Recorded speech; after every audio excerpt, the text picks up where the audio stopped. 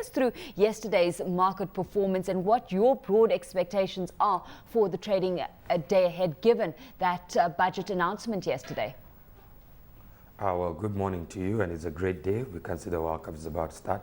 Well, I'd have to say that the budget has proved very positive and the market is reacting accordingly, though it's too early to tell. The market has just opened about a few hours back, maybe one or two.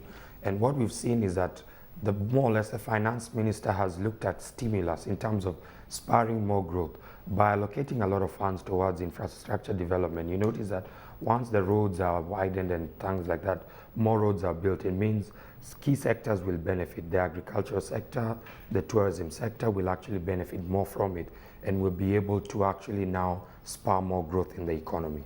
Well, let's take a look at impact of that dedicated infrastructure spend on players like your listed cement plays, because that kind of spend was hardly unsurprising, and so one would have assumed pretty much factored into those respective share prices already. Yes, well, to look at it from the point of view, and it's good that you raise the cement manufacturers, because when you look at one of the things that has happened is that there's been an increase in terms of at lowering of a mortgage in terms of what you would pay in terms of duty. What that will do is that it will encourage more people to come into the housing market. And also the other thing is, if you look at the current supply vis-a-vis demand, you find that the supply is about 35,000 units against a demand of 100,000 units. And when you lower some of the cost of actually putting up structures, it means that this will spur construction, and by virtue it also increase the revenues of cement manufacturers, because there'll be a higher demand for cement, not just within East Africa, not just within Kenya, but within the whole East African region. Then also looking at in terms of the other thing is cost of production. Cost of production, things like energy wages will come down in terms of the cost that most manufacturers incur to put up or to make the cement will be brought down drastically because of one or two things. One, they'll be able now to manufacture more at a favorable rate. That all working to increase Kenya's competitiveness as a whole, as an exporting community more specifically. So let's take a look at Kenya's position as the gateway to landlocked neighbors like Uganda, but also beyond the African borders as well, and key listed entities that are set to be possible benefactors of enhanced exporting capabilities. Yes, you look at more likely the key industries in that, you find that the flour industry, one. Two, you look at companies like East African Cables with a very big presence within East Africa. You look at countries like EABL.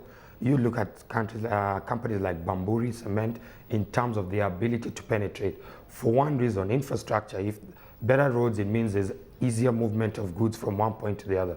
Most of these companies, for example, you find that their manufacturing plants are way removed from the source market. And the key thing that has been a problem for them over the years has been transporting of the finished product to the market. And now with improved infrastructure, one thing, it will mean that it's easier to get their products to the wider market, throughout the wider East African community.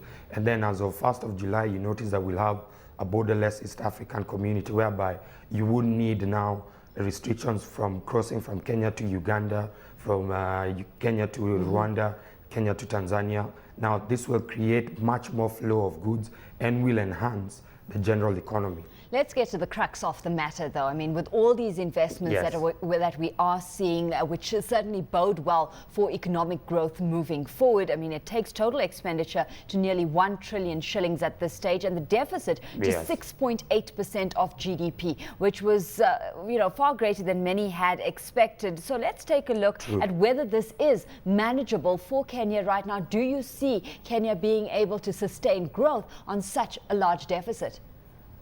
Well, I'd have to say that that's actually where the key area is. There's raising a red flag, because if you look at the growth of the economy about 4%, and what the government has been looking at borrowing in the domestic market, it may or may create a situation whereby the government is actually competing with other institutions in terms of borrowing. And that may affect it. It's going to be a very tight balance as well.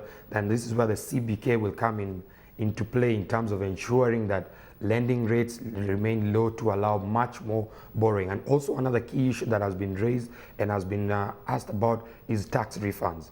Because the minister has talked about this being 120 days in terms of getting your tax refund. That has been a bone of contention for the last couple of years, that most of the companies are yet to get their tax refunds, some even going as far as 3-4 years back. So if that is addressed, then you find it will unlock another avenue in terms of it releasing cash flow.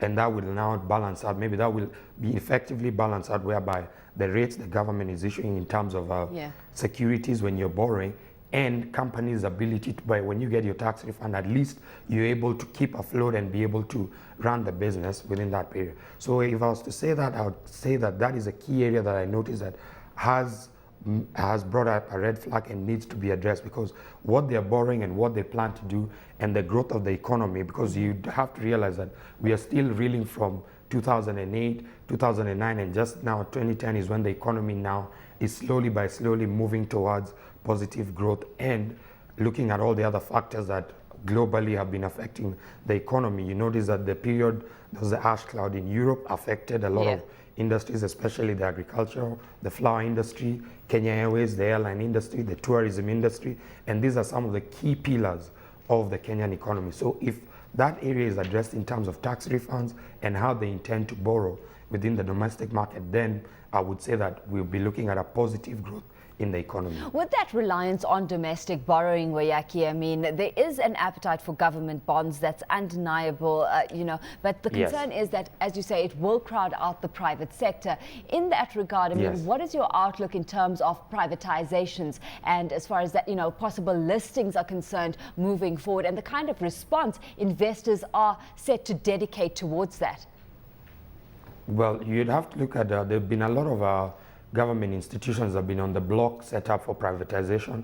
One, for instance, has been the National Bank of Kenya, which upon being privatized, there's a Kenya Ports Authority, which has had a couple of issues, has gone into parliament, the issue of privatization. But if those two are some of the companies that would be privatized, it would also release a lot of funds in terms of into the government coffers that would also will reduce their ability to borrow in the domestic market.